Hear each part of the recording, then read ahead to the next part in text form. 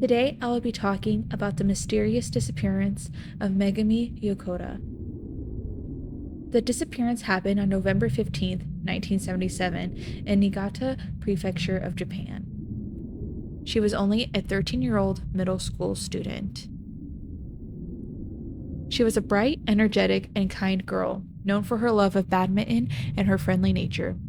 She was like any ordinary Japanese schoolgirl, attending classes, hanging out with friends, and dreaming about her future. Her parents, Shigeru and Saki Yokota, adored her. She was their only daughter, and like most parents, they wanted her to be happy and safe. But one night, everything changed, and the Yokota family was thrust into a decades-long nightmare. On the evening of November 15th, 1977, Megumi had just finished her badminton practice at school. It was a chilly autumn evening, and like usual, she began her walk home along the familiar route she had taken dozens of times. Her house was less than a 7-minute walk from school, a straight path with streetlights. But that night, she never made it home. Her parents grew worried as the clock ticked past the time she should have arrived. They contacted friends, neighbors, and school staff, but no one had seen her. Her father ran down the street calling her name, searching every alley, park, and side road. It was as if she had vanished into thin air. The police were called and a massive search party was launched. The disappearance of a child like this was highly unusual in Japan, a country known for its safety. Dozens of officers and community members searched day and night, but there was no trace of Megumi. No bag, no shoes, and no sign of a struggle. It was as if she had been swallowed by the darkness. For over 20 years, Megumi's case remained unsolved. Her parents refused to give up hope, regularly appearing on TV shows and news segments, pleading for information. Her disappearance was seen as one of Japan's most baffling missing persons cases. But then, in 2002, a shocking truth was revealed. During a diplomatic negotiation between Japan and North Korea, the North Korean government admitted that they had kidnapped Japanese citizens in the 1970s and 80s. They admitted to abducting 17 Japanese citizens, and Megumi Yokota was one of them. Why would North Korea kidnap an ordinary schoolgirl? It was later revealed that North Korean operatives were kidnapping Japanese citizens to teach North Korean spies how to act Japanese. They needed language instructors, cultural trainers, and people who could teach North Korean spies how to blend into Japanese society. Megumi was kidnapped by North Korean operatives right off the street that night. It's believed she was dragged onto a small boat on the Niigata coast and taken across the sea to North Korea. The terrifying part? The coast of Niigata is just a few miles from the sea, and it would have been easy for a small boat to slip in unnoticed.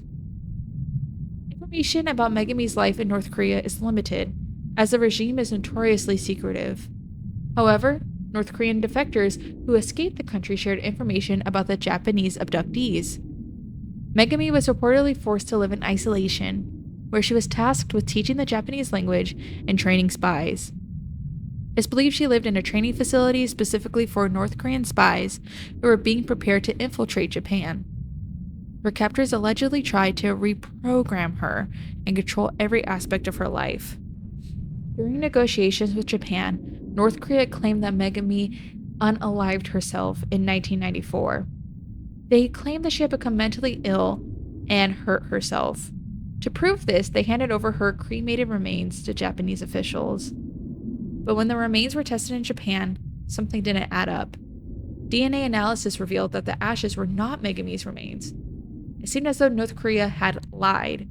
This revelation sparked public outrage in Japan. Her parents accused North Korea of still holding Megumi captive. The case of Megumi Yokota became a symbol of the Japanese abduction crisis. Her story was featured on international news outlets, documentaries, and even a famous animated film titled Megumi. Her parents became tireless advocates, demanding that Japan pressure North Korea to return all the abducted citizens. Her face became a symbol of the abductee issue in Japan. To this day, her parents believe that she might still be alive. Her father once said, "I know my daughter is still alive. I can feel it in my heart. I will not stop looking for her until the day I die. Why is this story so haunting? Well, she vanished without a trace. Megumi's disappearance was so sudden and complete that it seemed like something out of a horror movie. No screams, no struggle, no sign of her belongings. She was just gone. And why? The fact that an ordinary schoolgirl was kidnapped to train spies for a secretive dictatorship is eerie on a global scale. There was also a lot of false closure. The North Korean government's claim that she died in 1994 and their attempt to deceive Japan with false remains makes it even more sinister. And this is every parent's nightmare. Her parents have spent over 40 years fighting for the truth, not knowing if she's still alive or is in pain, and it haunts them to this day. Where is Megumi now? To this day, no one knows. Her parents believe she is still alive, possibly being held in North Korea. Occasionally, rumors and unverified claims surface that she was seen alive, but since North Korea is so isolated and secretive, it is nearly impossible to verify such claims. Her father passed away in 2020, never knowing the truth about his daughter's fate, but his wife continues to advocate for her daughter's return, appearing on television and speaking with world leaders. The disappearance of Megumi Yokota is one of the most haunting true crime stories in Japan's history. The idea that a 13-year-old girl could be abducted by a foreign government while walking home from badminton practice is terrifying in its sheer randomness. It reveals the horrifying reality that, sometimes, danger doesn't come from criminals, but from institutions of power that are beyond accountability. What makes this story particularly unsettling is the overwhelming sense of helplessness. Megumi was just a child. She had no reason to be cautious on her short walk home. She was in a safe, familiar place, a neighborhood where she should have been able to walk freely. Yet, in that brief moment of vulnerability, she was stolen away, not by some local predator, but by a well-organized state-sponsored operation. Her case forces us to confront the fragility of normalcy. Her walk home was supposed to be routine. Her life was filled with ordinary moments, schoolwork, practice, and family dinners. But all it took was one moment, a single wrong place, wrong time, for her world to be ripped away. This is what makes Megumi's story hit so hard. It's not just a story about espionage or crime. It's a story about how anyone's world can shatter in an instant. The involvement of North Korea as a perpetrator adds another unsettling layer. This wasn't an isolated criminal act, but a calculated, strategic decision made by a government to further its espionage goals. Megumi was not random to them. She was targeted for a purpose. North Korea's refusal to take full responsibility and its deception with fake remains only deepens the sense of injustice.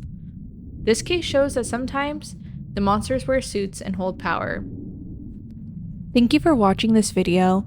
If you liked the video, please leave a like, and if you'd like to see more content from us, please hit the subscribe button. Also, if you have any suggestions for us for stories to cover, go ahead and comment them down below. Thank you.